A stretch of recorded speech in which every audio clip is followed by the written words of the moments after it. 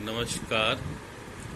आज हम मत्स्य संसाधन के अंतर्गत मत्स्य व्यवसाय के लिए अनुकूल दशाओं के बारे में अध्ययन करेंगे।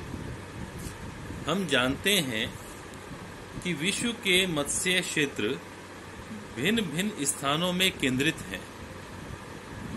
मछलियों की प्राप्ति के लिए निम्नलिखित दशाएं अनुकूल होती हैं। इनमें सबसे पहला है प्लवक या प्लैंकटन की आपूर्ति।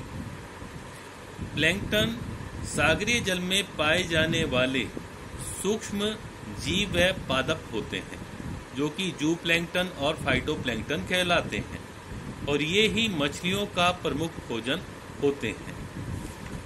इस तरह से प्लैंकटन समुद्र के उन भागों में अधिकतर मिलते हैं जहां पर सूरज की किरणें जल में आसानी से पहुंचती हैं।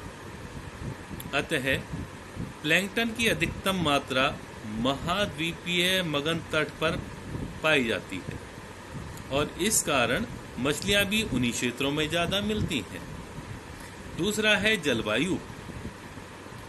मछलियों की अधिकांश किस्में जो शीतोष्ण कटिबंधीय ठंडी जलवायु में पाई जाती हैं, उनका भोजन के रूप में अधिक उपयोग किया जाता है। उसका कारण ये है कि गर्म क्षेत्र की जो मछलियां होती हैं उनको जहरीला माना जाता है, जिसके कारण उनका उपयोग अधिक खाद्य के रूप में नहीं किया जाता है। मछली व्यवसाय के लिए अनुकूल तापमान 20 डिग्री सेंटीग्रेड से अधिक नहीं होना चाहिए, और साथ में गर्म क्षेत्रों में मछलियों को अधिक समय तक भंडारण करके नहीं रखा जा सकता, जबकि ठंडे क्षेत्रों में वहां पर मछलियों को अधिक समय तक रखा जा सकता है, वो उपयोगशील होती हैं। इस कारण से इस व्यवसाय के अंतर्गत ठंडी जलवायु उपयुक्त मानी जाती है, और साथ में ही गर्म जल के अंदर ऐसे बैक्टीरिया उत्पन्न होते हैं जो कि प्लवकों के लिए हानिकारक होते हैं। अगला है छिछले समुद्र। मछलियों का मुख्य भोजन समुद्र के उन भागों में मिलता है, हम अभी बात करके आए हैं, वो है प्लवक उन क्षेत्रों में मिलते हैं जो छिछले क्षेत्र होते हैं समुद्रों के, जहां पर सूर्य की किरणें आसानी से प्रवेश कर जाती हैं। इस तरह से केवल 200 मीटर की गहराई तक ही ये अधिक मात्रा में प्लैंकटन पाए जाते हैं, और प्लैंकटन पर आधारित मछलियां भी उन्हीं क्षेत्रों में अधिक मिलती हैं। इसके बाद में है नदियों के मुहाने। नदियां अपने साथ में बहुत सारा अवसाद और खाद्य पदार्थ आदि लेकर आती हैं, जो कि उन मछलियों के लिए भोजन के रूप में मछलियां उनको भोजन के रूप में ग्रहण करती हैं।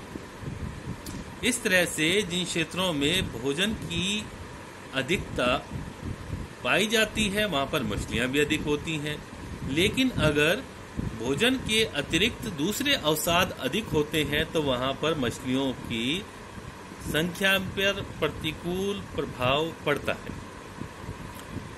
महासागरीय जलधाराएं। जिन क्षेत्रों में ठंडी और गर्म जलधारा मिलती है वहां पर प्लैंकटन बहुत अधिक मात्रा में पाए जाते हैं, और प्लैंकटन के कारण से वहां पर उनको खाने के लिए मछलियां भी बहुत अधिक संख्या में पहुंचती है। इसलिए दुनिया में ऐसे ठंडे और गर्म क्षेत्र की जो जलधाराएं हैं वहां पर प्रमुख मत्स्य उत्पादन क्षेत्र मिलते हैं। जनसंख्या की अधिकता।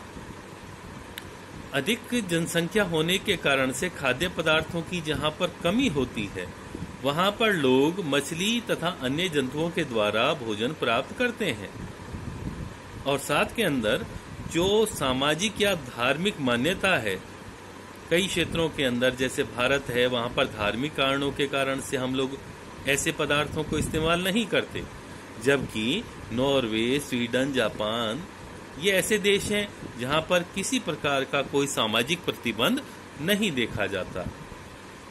इसके अलावा एक प्रमुख कारक है यातायात। जिन क्षेत्रों में परिवहन का विकास अधिक होता है उन क्षेत्रों के अंदर उपयुक्त बंदरगाह की व्यवस्था, स्थलीय परिवहन की व्यवस्था, बाजारों के साथ में उनकी कनेक्टिविटी, ये सभी मिलकर मत्स्य उत्पादन को प्रभावित करती हैं।